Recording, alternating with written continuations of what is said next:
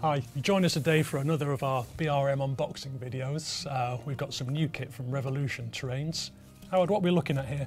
Well, these are the new Class B tank wagons. Very exciting release from Revolution Trains, mainly because for many N-gauge enthusiasts, these wagons were versatile from sort of the 1950s right the way up to 1990s and possibly even a little bit beyond. And produced in their hundreds as well, weren't they? Yeah, very versatile, carried many different liquids, so they were classified into Class A or Class B, depending on what they carried. So Howard, what's the difference between Class A and Class B? Well, for those of you at home, I have it here.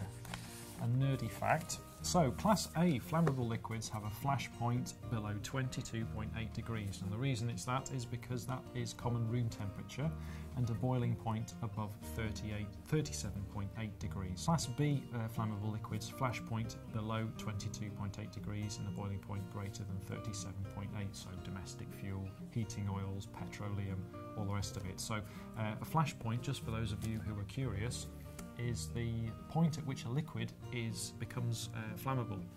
So if you have one of these liquids, for instance, below 22.8 degrees and you approach it with a naked flame, it won't catch fire. Beyond 22.8, boom. Up it goes, and I guess that gives us sort of clue to the kind of liveries we'll be looking at once we open these things up. Yeah, well, start off with the single packs because these wagons are available as a triple pack and as individual items. Right. So you've got some...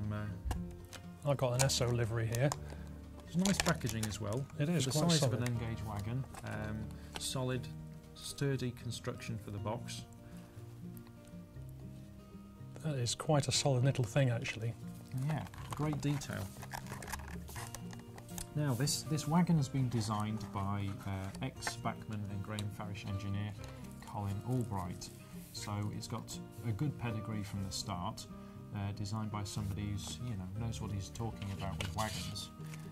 But they've really pushed the boat out with this model because, for something in N-gauge to have this level of detail on the underside there on the chassis, and the very, very fine etched steps all the way up the side. Yes. They've really pushed the boat out with this model.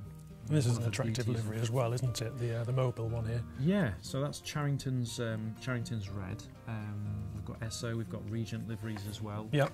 And there's also one for the molasses of, I don't know if we've got one here actually.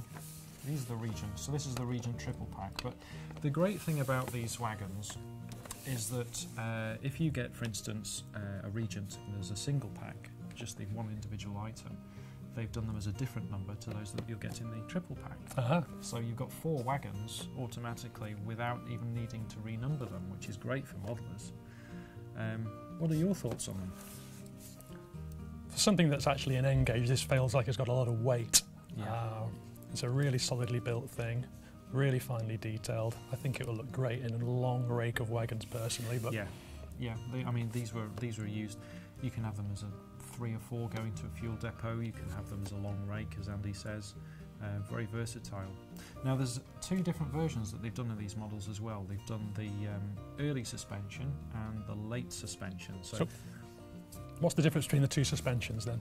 Well, it's really all to do with how the railways developed, speed of traffic, things like that from the 1960s onwards. So, and you'll note that the 2 you've got there with the early suspension, it's basically just got a leaf spring. Right. And with the advent of faster trains, you want to keep things running at higher speeds to avoid interrupting traffic flows on the railways, ever increasing traffic against the motorways, with lorries. That's not that different to the size of what a lorry could handle back in the day. You want to, increase the speed of traffic. So they introduced some secondary suspension on the spring hangers, which you'll note with these wagons here. So just at the bottom there, you'll note there's these secondary springs at the end of the leaves, just for a little bit of damping really.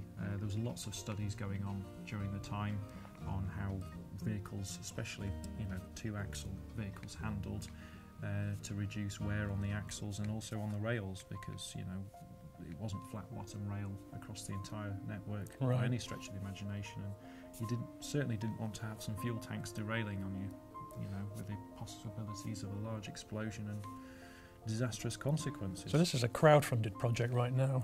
Yeah, it's crowdfunded, but it's also available from selected retailers. Okay. A list of which we'll provide on screen at the end. So they are still available to buy. Personally, I think the triple pack is a great investment. You know, it's just slightly around the £80 mark. And what about the individual ones here?